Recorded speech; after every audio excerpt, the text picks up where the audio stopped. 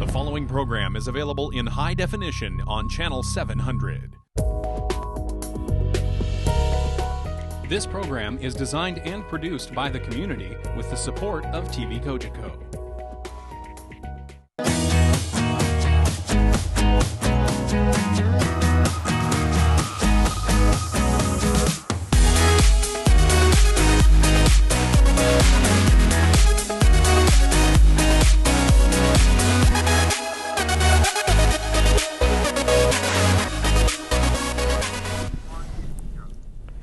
Hello and welcome to Oakville Matters. This is local television on Cogeco 23 or high definition on 700, where we talk about the everyday things that matter to the residents of Oakville.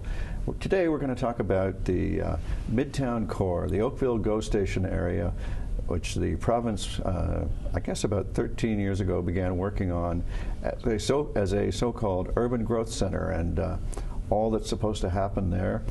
We thought we'd update you. And with us today to do that are David Mallen, who's the president of the Trafalgar Chartwell Residents Association, and David's group lives right beside the Urban Growth Center.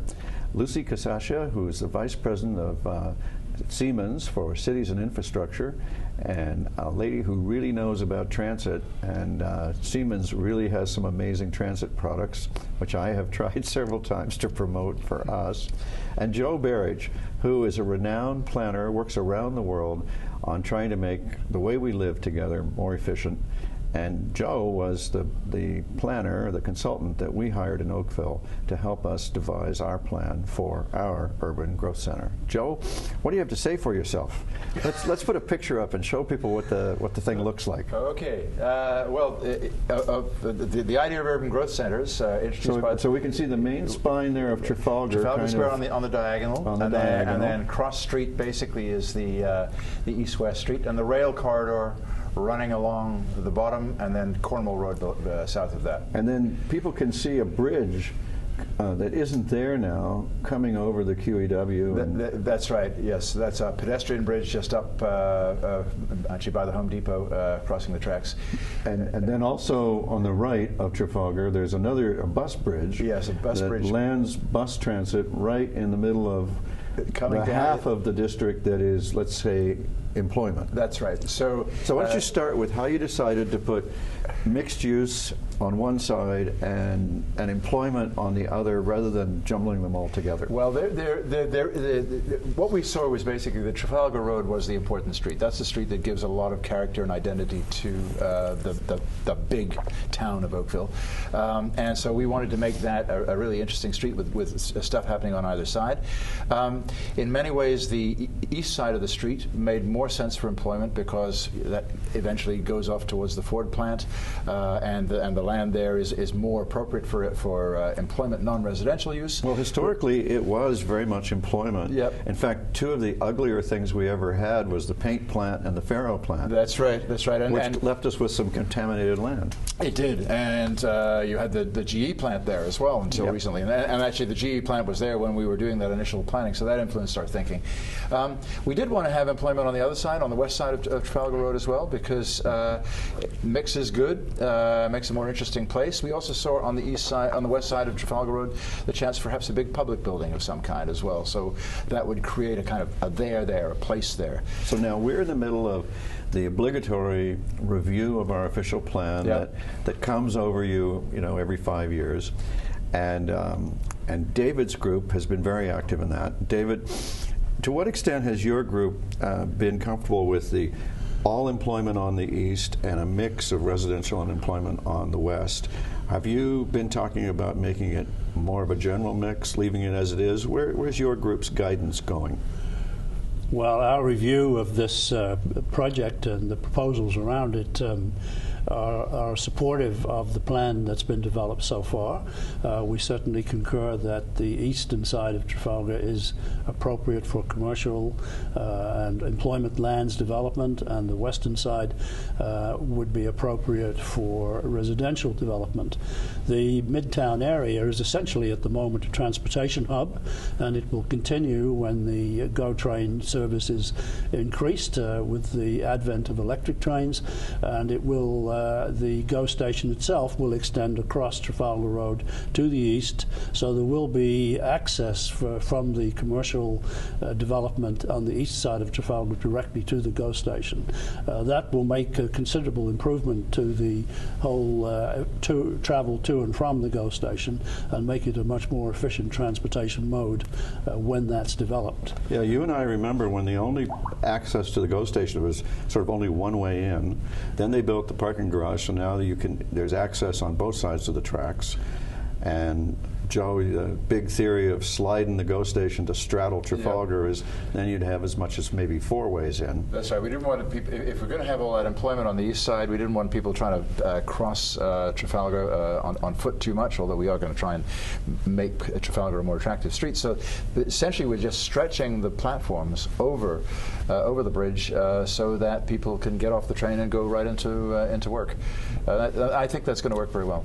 So now, Lucy, we've always had in the province's big vision of the place a provision someday, but it's not scheduled, but a someday provision for a bus rapid transit service up Trafalgar from the GO station up to a new GO station that'll happen actually in the bottom part of Milton, just near the 407.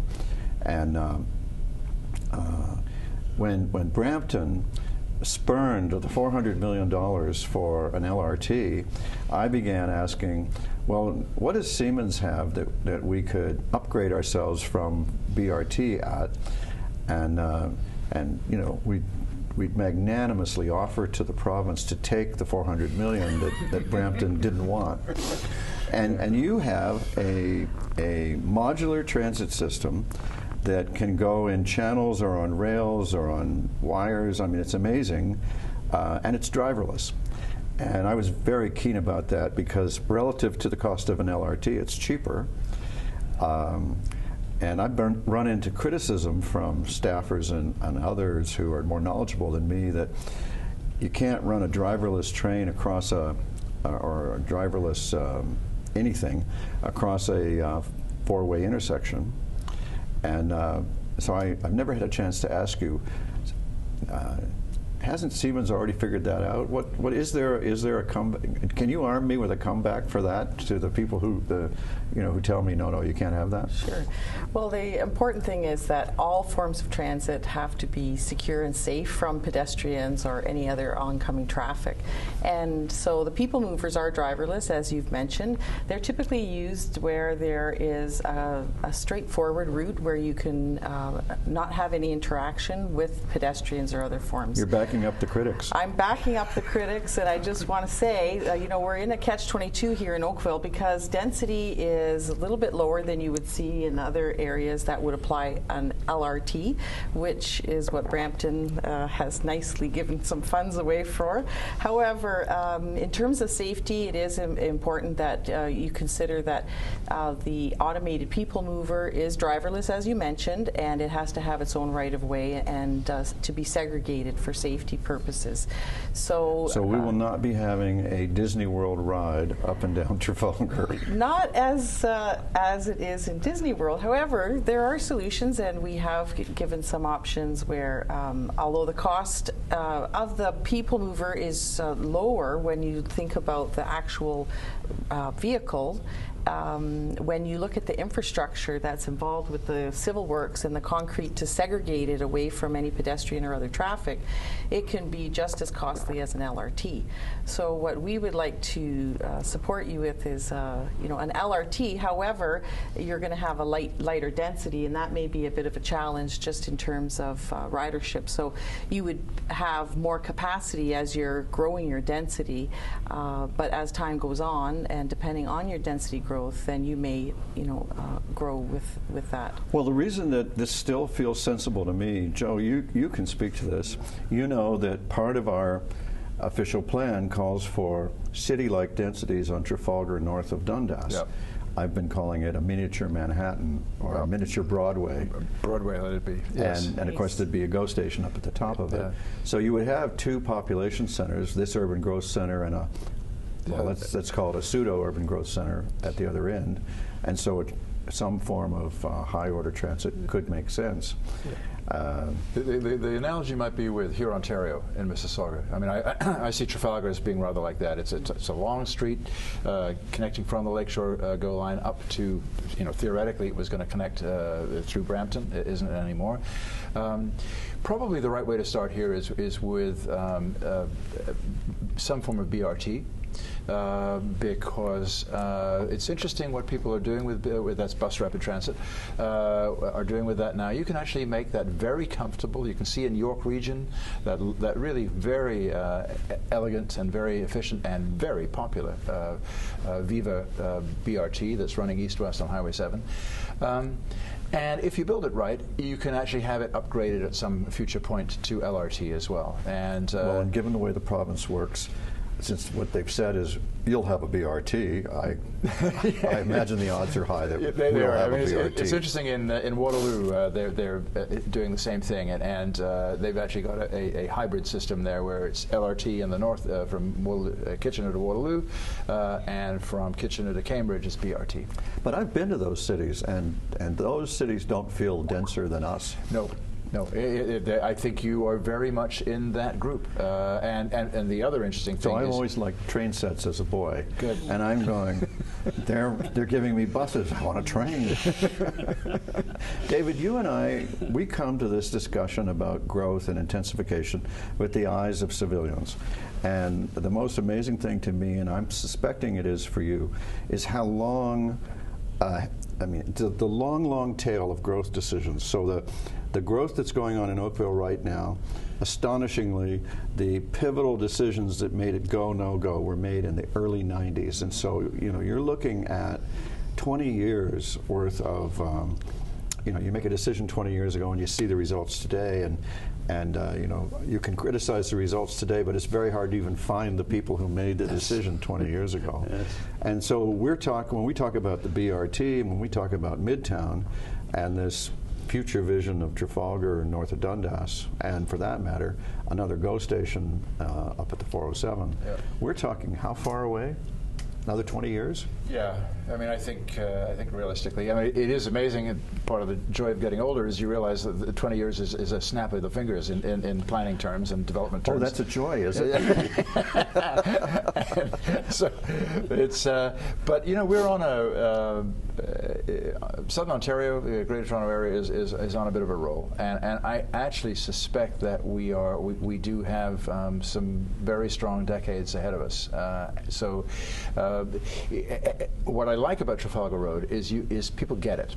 They know that corridor. You had Yonge Street done in the 60s. You have here Ontario coming up now, and you know that Trafalgar Road is the next one of those north-south corridors, and people understand the concept of how you intensify on that corridor, and you connect to two really powerful pieces of rail transit, and what the mode is in between will evolve over time. So if we continue to build our livability, the corridor that would exist between these two rail stations, between these two GO stations, that corridor should prosper amazingly. I think it will, because the other I'd like to be here for that. Well, sir, we guarantee it.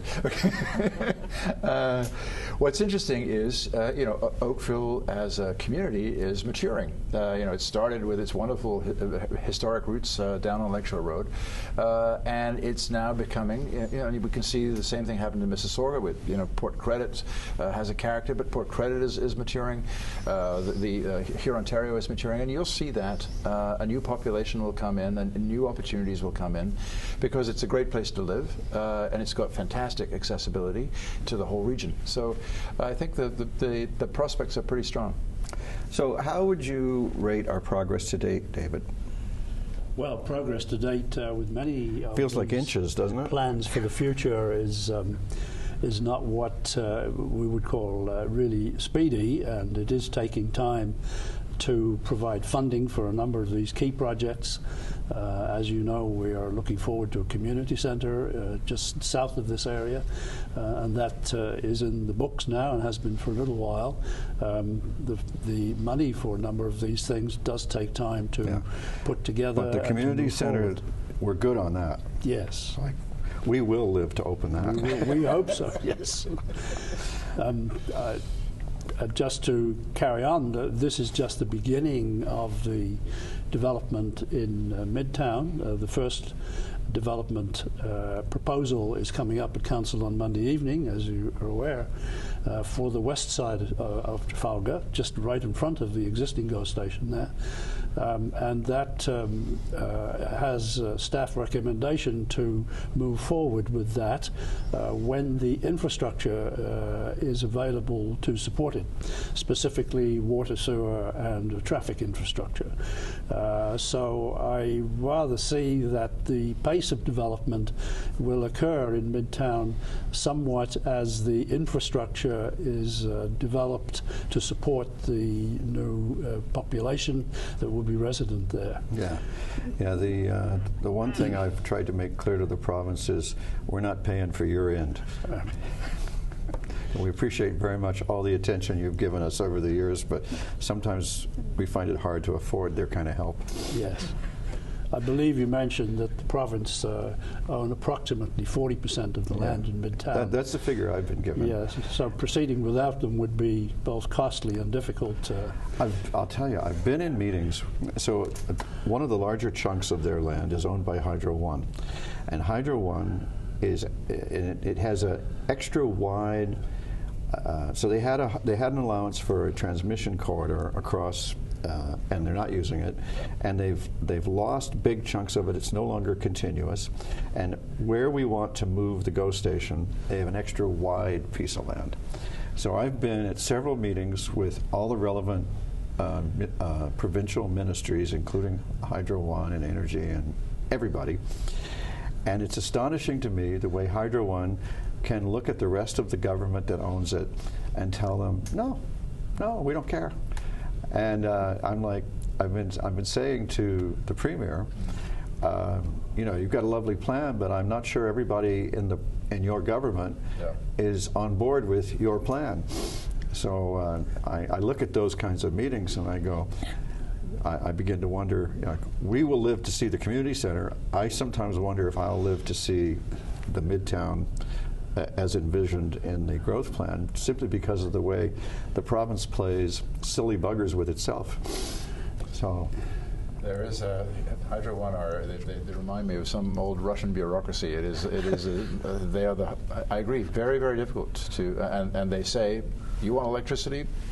We're in charge of electricity, so don't get in our way. Yeah. But you're quite right. This corridor actually is not serving that function right now, and a bit of flexibility would be hugely helpful. We had another encounter with Hydro One. It's a quick story, but it's funny, so I'll tell it. We needed another transformer station to serve Oakville.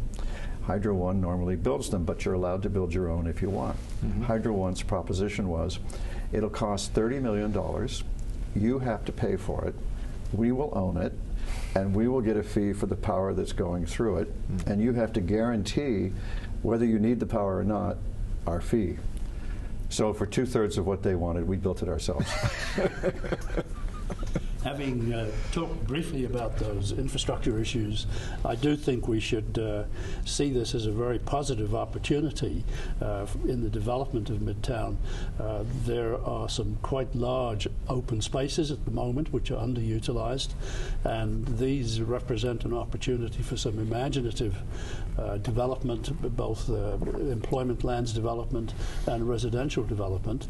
And I do hope we're able to improve on the experience of entering Toronto downtown from the Queenie, which has become a little bit like driving into a little bit of a tunnel with buildings, generally not terribly distinguished buildings, on both sides of the highway.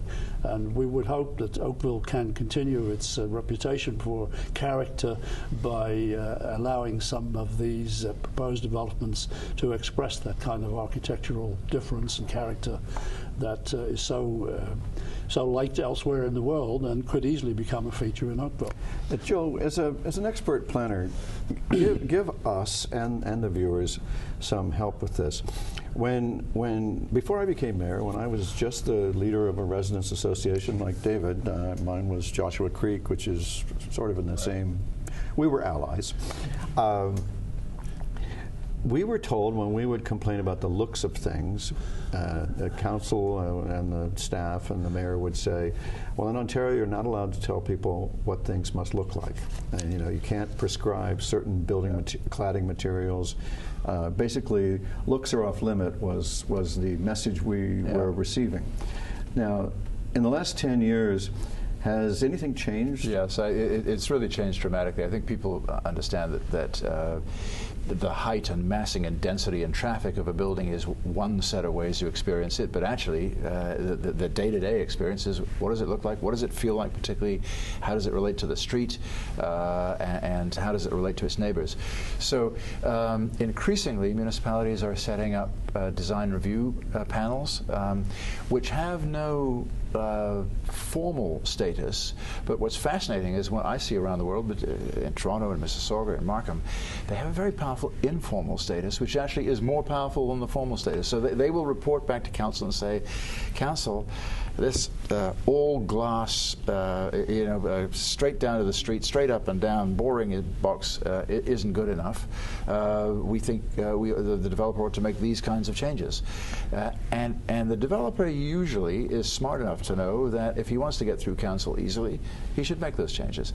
And the changes that are made are not capricious if you have a professional design review panel. We have urban design guidelines codified and written down in an effort to be non-arbitrary. Yes. They usually need a bit of interpretation, to be honest. I marvel, though, at the applicants who will come from time to time and just thumb their nose at us. Yes, I mean, what do we have to do to get more design control? First of all, I would set up a design review panel, and I would formally set it up. You also have to, frankly, stiffen the backbone of your council and turn things down. And you've got the design guidelines there, which give you the kind of OMB proofness if you use them appropriately.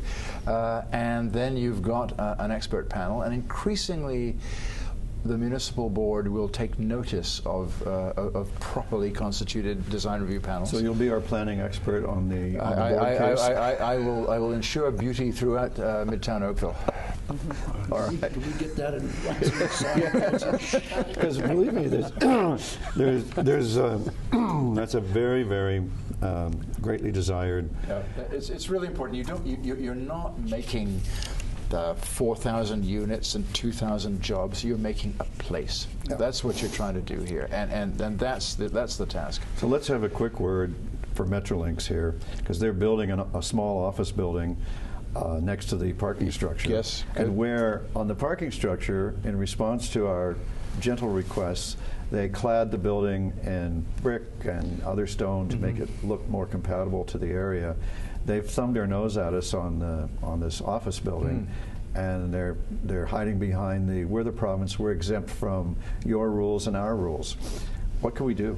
Well, I perhaps actually talk. Metrolinx is a big organization with many different people in it. There is actually someone in charge of Metrolinx design, urban design quality, and I would go and talk to them. Will you come with us? Happily to. All right, you hear that, Oakville? We haven't given up yet on the look of that thing. Sure. Lucy, in the 5 minutes that we have left, I want to hear more about what kind of transit options we have and where Siemens could help us out. Well, there's a number of options that you could apply. You talked about bus rapid transit. We're working in Montreal on an electric bus. We work with Nova Bus there.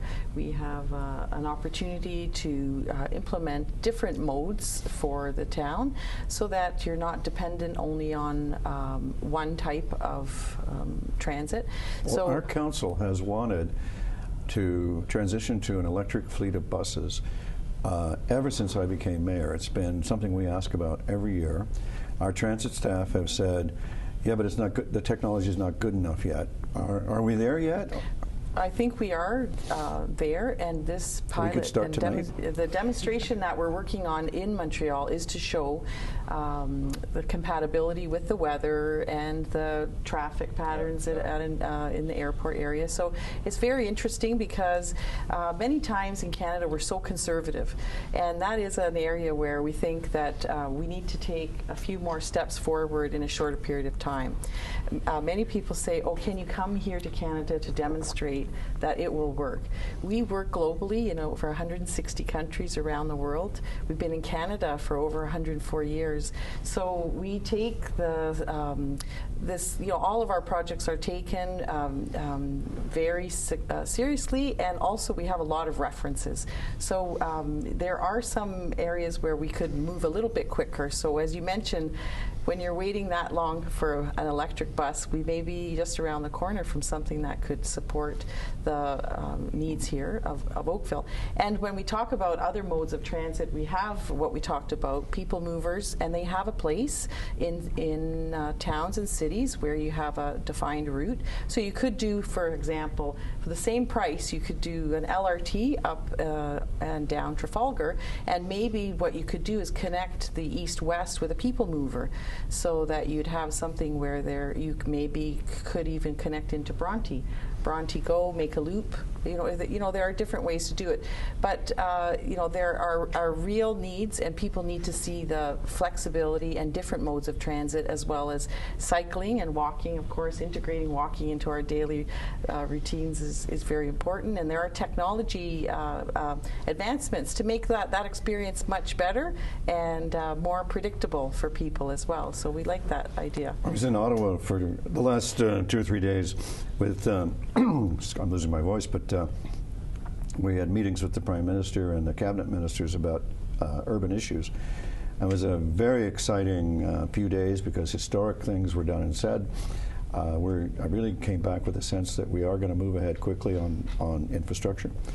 But the most interesting thing for me was you walk everywhere in Ottawa because of, or at least in the 10-block environs of Parliament Hill. You're going to walk. So for 2.5 days, I easily made my 10,000 steps. And I've never felt so healthy and invigorated, except for the loss of voice, as I did for that. And back in Oakville, I realized we just drive everywhere. Yes. Yes. Mind you, we're not as walkable as the Parliament Hill environs. And Joe, I hope your design for the Urban Growth Center will be will have the walkability that we need. Yeah, well, walkability is about two things. It's about distance, but it's actually about experience. The reason you walk such distances in Ottawa is because it's really a pleasant walk, and there's all kinds of interesting things to see. Oh, trust me, in Ottawa, I walked it because I had no choice. Well, what we need to do, right now, if you walk down Cross Street, you've got big box on one side and parking lots on the other. Yeah. Not the perfect walking environment. Oh, I once walked from the GO station to Town Hall, which is about a 20-minute walk. Yeah. And that was a walk in hell. That was a courageous walk. Pretty walk. horrible. Yeah. It's been terrific chatting with you. I wish we could go on longer, but we're out of time. It's always my pleasure to bring you the things that matter to Oakville and here on Oakville Matters, and I hope you'll tune in next time when we'll be together again.